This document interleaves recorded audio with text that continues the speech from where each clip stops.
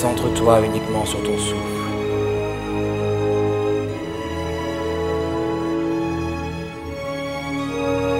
Renez à présent, Élise. Renez.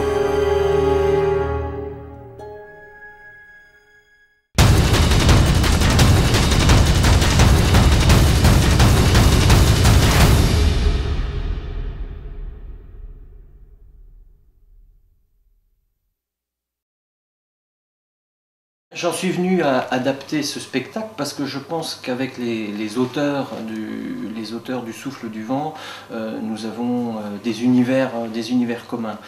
J'ai un imaginaire très visuel et lorsque j'ai vu arriver les invitations au spectacle, puis ensuite les photos du spectacle, tout ce qui pouvait servir à donner envie, eh bien, j'ai eu effectivement envie d'en savoir un petit peu plus sur le contenu du spectacle. J'ai été halluciné par le côté magique du monde spirituel et par l'aspect malin de la manière dont il traitait le présent. Donc c'est vrai que ça a fait tilt dans ma manière de concevoir une bande dessinée.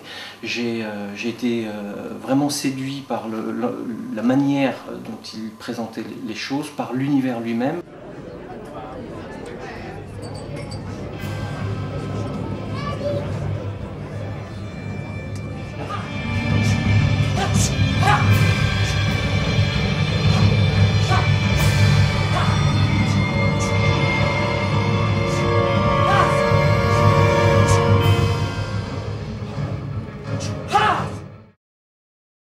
D'un point de vue scénaristique, la transposition s'est faite de manière assez naturelle. D'abord, je n'ai pas voulu lire le scénario original qui a donné lieu au spectacle. J'ai préféré partir du produit fini, le spectacle en lui-même, et je me le suis repassé en boucle jusqu'à temps que les points forts s'imprègnent bien dans mon esprit. Donc j'ai écouté les dialogues, à un moment je les connaissais presque par cœur.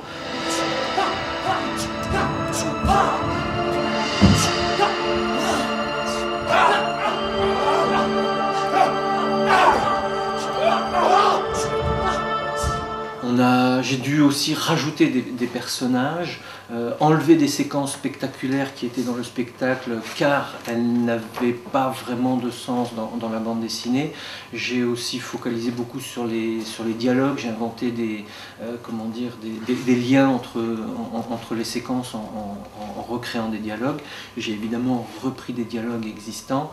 Mais disons que pour simplifier un petit peu, le spectaculaire ne se situe pas au même endroit en bande dessinée et en spectacle vivant. J'ai donc dû me débarrasser de certaines scènes et les remplacer par d'autres.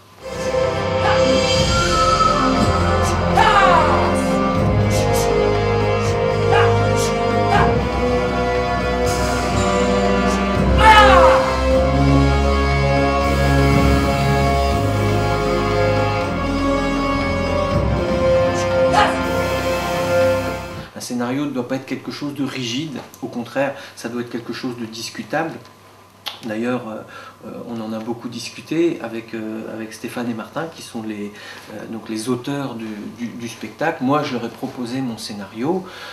Ils m'ont laissé une grande liberté d'expression dans mon travail, mais ils m'ont fait aussi tout un tas de contre-propositions qui allaient plutôt dans le sens de l'amélioration du produit final.